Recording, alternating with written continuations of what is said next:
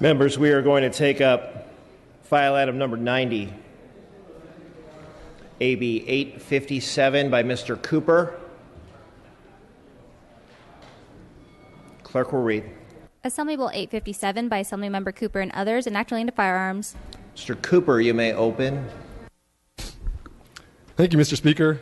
AB 857 will require all homemade or personally manufactured firearms to have an attached serial number, with the exception of those firearms that are classified as antiques, relics, or curios.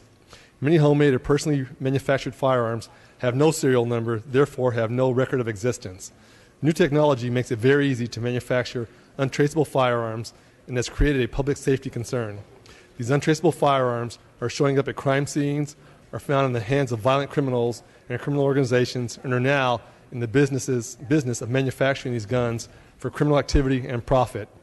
Furthermore, when a law-abiding citizen has one of these guns stolen, it is not recoverable by law enforcement because it is untraceable. AB 857 will be an important step forward in holding criminals accountable and protecting the property of citizens who make these firearms. I respectfully ask for your aye vote.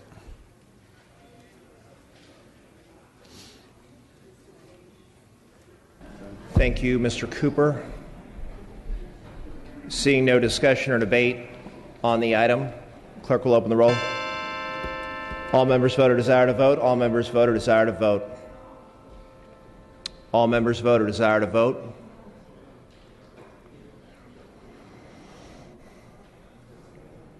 All members vote or desire to vote.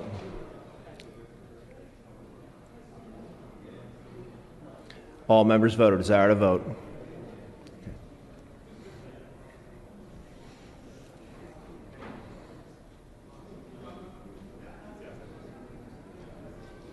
All members vote or desire to vote. Clerk will close the roll, tie the vote. Ayes 45, noes 24. Senate amendments are concurred in.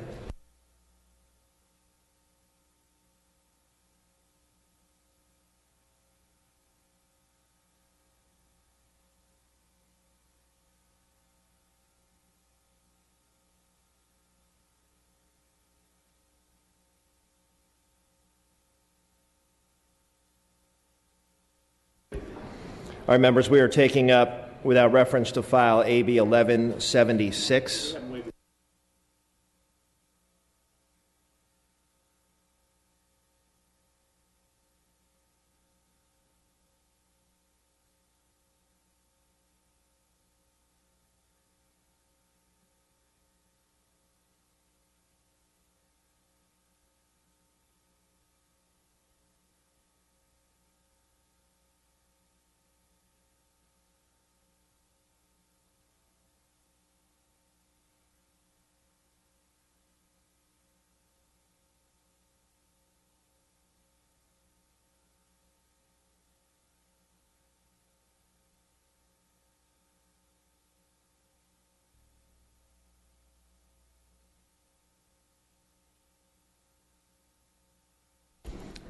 I'm sorry, members. Mr. Calderon, you are recognized for your procedural motion. Thank you, Mr. Speaker. I request unanimous consent to suspend Assembly Rule 77 and Assembly Rule 63 to allow Assemblymember Cooper to take up AB 1176 without reference to file for the purpose of concurring in Senate amendments.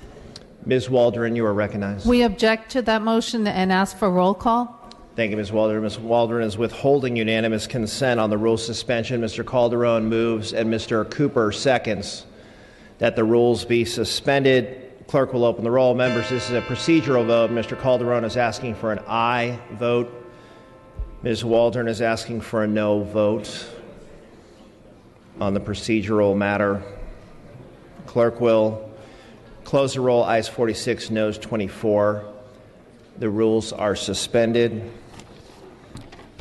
With that, we will take up AB 1176 by Mr. Cooper with yes, Ms. Waldron. For what Mr. purpose? Speaker, if we could ask for a few moments. We don't have the analysis. Very good, Ms. Waldron. We will pause briefly as the analysis is being distributed by the sergeants on AB 1176.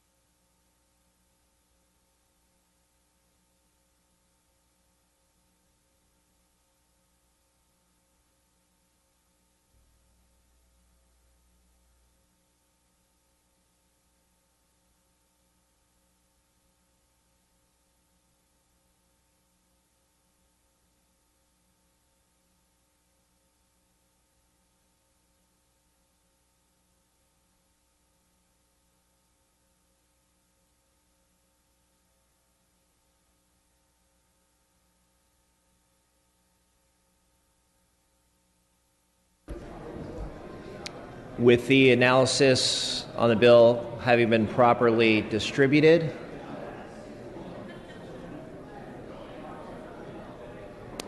we may proceed. This is without reference to file AB 1176 by Mr. Cooper. The clerk will read. Assembly Bill 1176 by Assemblymember Cooper, an act relating to theft, calling an election to take effect immediately. Mr. Cooper, you may open. Thank you, Mr. Speaker. This bill is for my colleagues that want to hold people accountable. Current law makes the theft of a firearm a misdemeanor if it is valued under $950. AB 1176 will make the theft of a firearm a felony regardless of value. Handguns, shotguns, rifles, and AR-15 type of weapons are easy to find for sale or for under $950 at most retail gun stores. When these guns are stolen, they're often sold or traded at below market value on the street. Many times, these stolen guns are found to have been used in other crimes such as robberies and homicides. AB 1176 will serve as a deterrent and apply the proper criminal consequences to those who steal and transfer any type of firearm. I respectfully ask for your aye vote.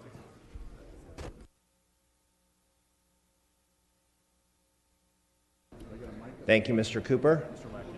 Mr. Lackey, you are recognized. Yeah, thank you, Speaker, members. I just want all of you to know that I don't think when people passed Proposition 47 that they understood exactly what they were doing as it related to firearms. And so in order to enhance public safety, we need to fix this loophole that was created by accident. And so I think we have a duty to protect our public and hold people accountable that are exposing this vulnerability to Prop 47. And we deserve to make our society safer by holding those accountable who are stealing weapons. And obviously, if you're stealing a weapon, your chances of being non-compliant with the law are pretty great. And so these are the people we need to target. And I believe that this bill fairly addresses this issue, and I urge your support. Thank you. Mr. Gallagher, you're recognized. Yeah, Mr. Speaker, question to the author. Without objection. So I just want to clarify on this. So, like, if a criminal goes on the black market and buys 6 guns in the same month, and then also constructs 6 AR-15s, doesn't send that in to get a serial number with DOJ, and then goes and sells this to somebody else, he will now be guilty of a felony, right, under this new law. Is that right? I'll address your remarks in my close. Okay. I just want to clarify that. Thank you, Ms. Gallagher. All discussion and debate having ceased, Mr. Cooper, you may close. Respectfully ask for your aye vote. Thank you. Clerk will open the roll. All members vote or desire to vote. All members vote or desire to vote. All members vote who desire to vote.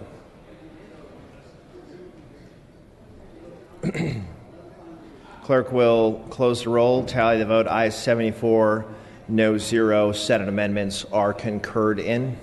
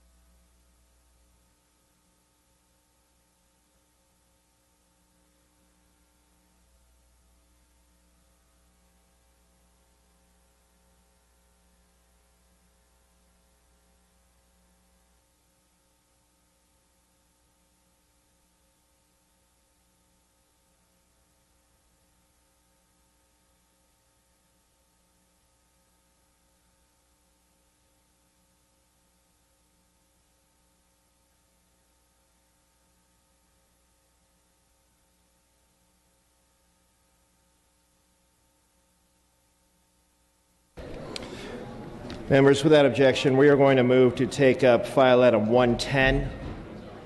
That is AJR 43. The clerk will read. Assembly Joint Resolution 43 by Assemblymember Williams relative to greenhouse gases. Mr. Williams, you may open. Good morning, Mr. Speaker and members. This resolution passed out of committee with bipartisan support.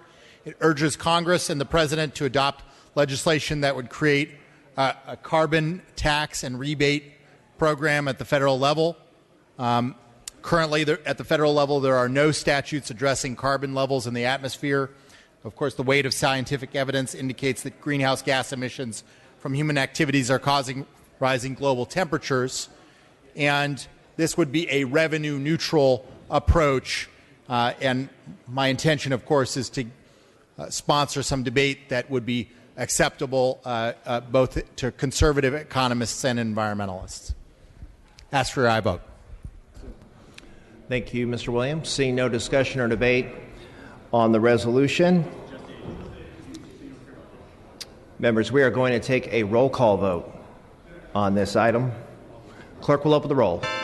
All members vote who wish to vote. All members vote who wish to vote. All members vote who wish to vote. All members vote who wish to vote.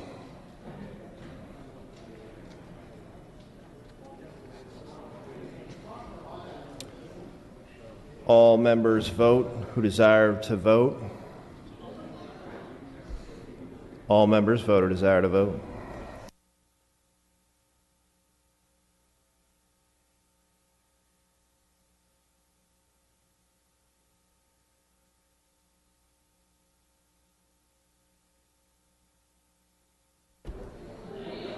Clerk will close the roll. Tally the vote. Ayes 42, noes 27. The resolution is adopted.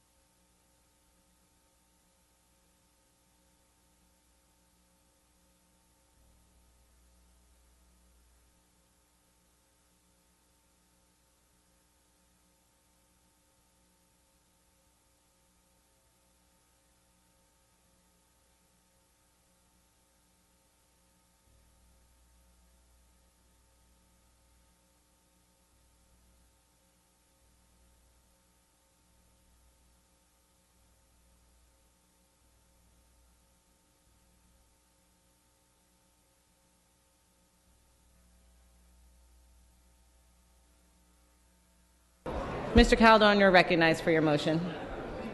Thank you, Madam Speaker. I request unanimous consent to suspend Assembly Rule 77 and Assembly Rule 63 to allow AB 516 Mullen to be taken up today without reference to file for the purpose of concurring in Senate amendments.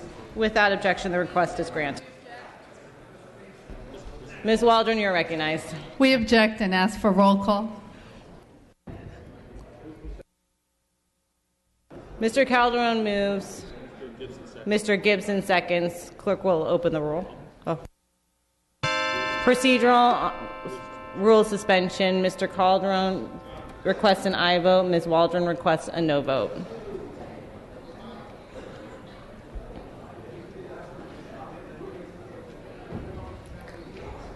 The clerk will close the roll and tally the votes. Ayes 47, noes 23. Motion carries. Mr. Calderon, you're recognized.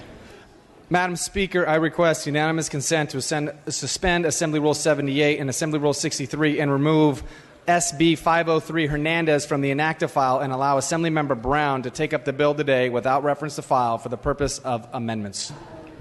Ms. Waldron, you're recognized. We object to this motion and ask for roll call, please. Mr. Calderon requests an aye vote. Ms. Waldron requests a no vote. The clerk. Motion seconded by Mr. Gibson. The clerk will open the roll. Mr. Calderon requests an aye vote. Ms. Waldron requests a no vote. Clerk will close the roll and tally the votes. Ayes 51, noes 23. Rules are suspended. Mr. Calderon, you're recognized.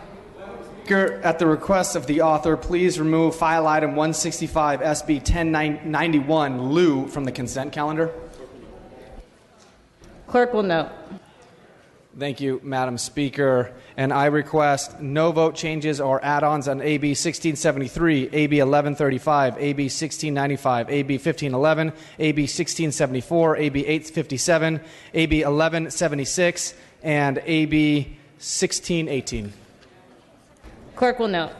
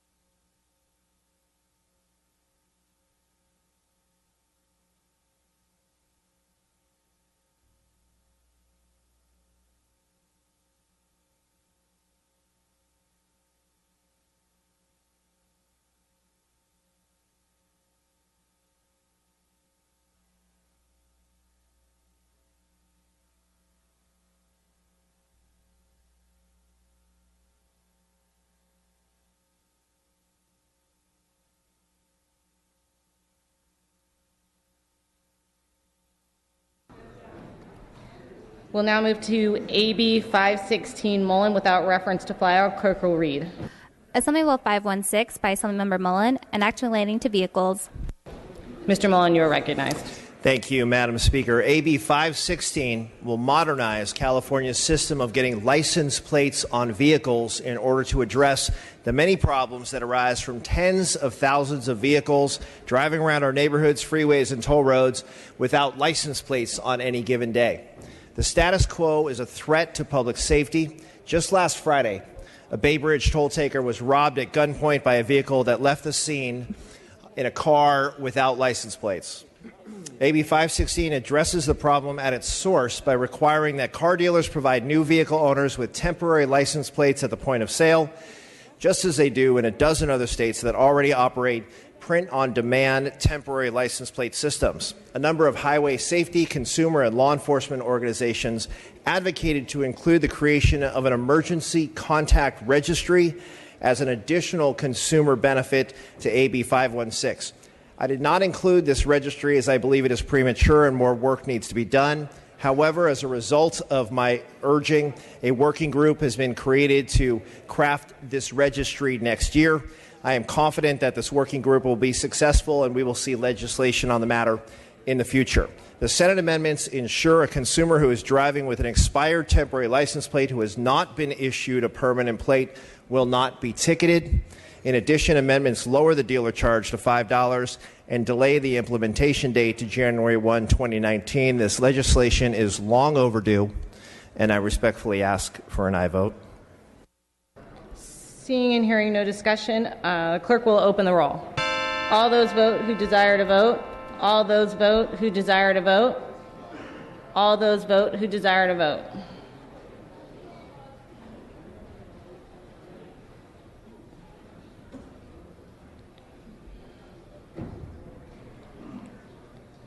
The clerk will close the roll and tally the votes. Ayes 70, no 0. Senate amendments are concurred with.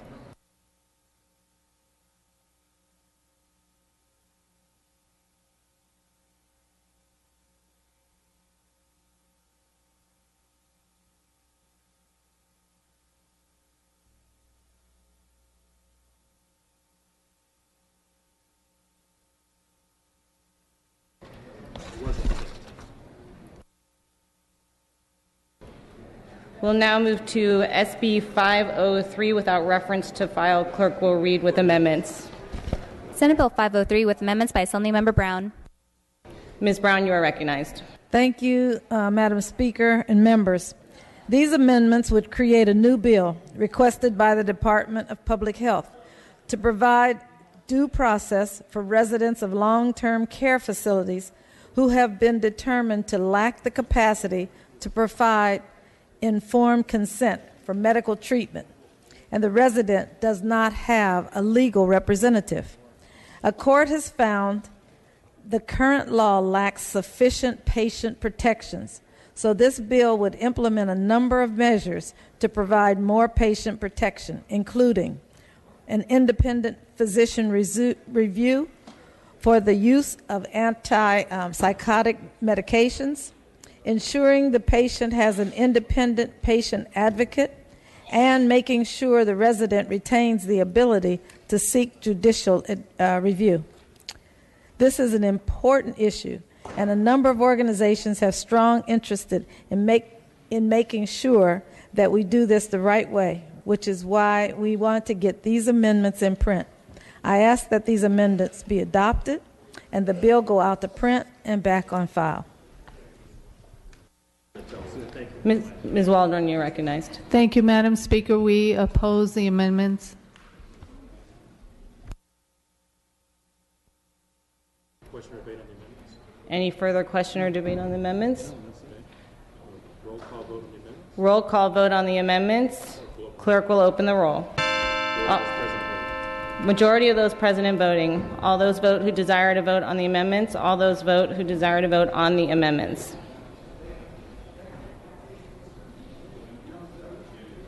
The clerk will close the roll and tally the votes. Ayes 50, noes 26. Amendments are adopted and now to print and placed back on the file. Pursuant to Rule 77.2, this bill is referred to Health Committee.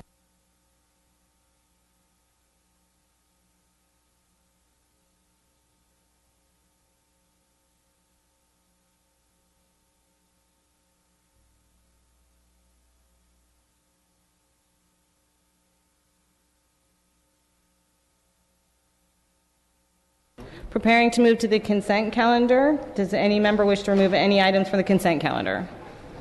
Seeing and hearing none, clerk will read the second-day consent calendar.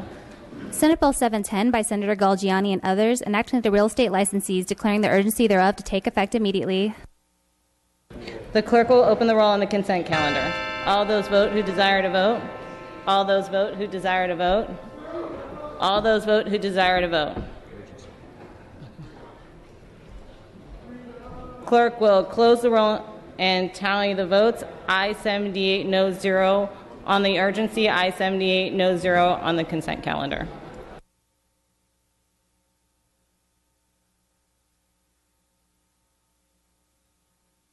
Clerk will read the remaining bills on second-day consent calendar. Senate Bill 914 I 78 no 0. Senate Concurrent Resolution 133. I 78 no 0. Senate Concurrent Resolution 119. I 78 no 0. And Senate Concurrent Resolution 146. I 78 no 0. We will now move to announcements and adjourn in memories.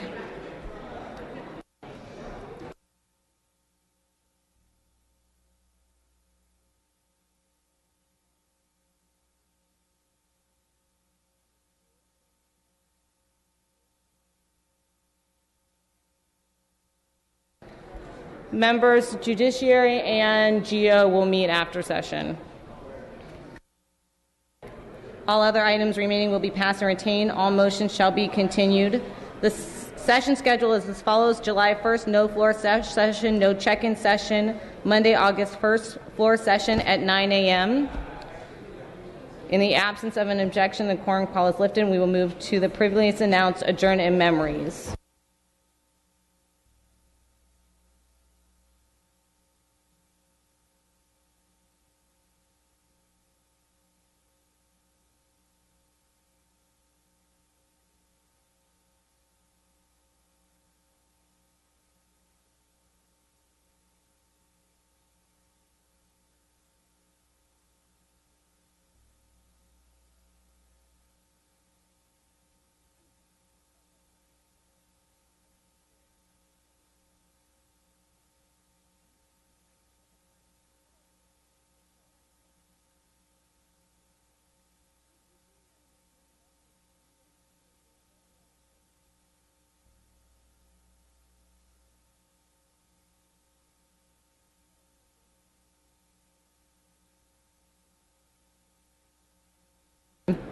Monday, August 1st, correction, floor session at 1 p.m.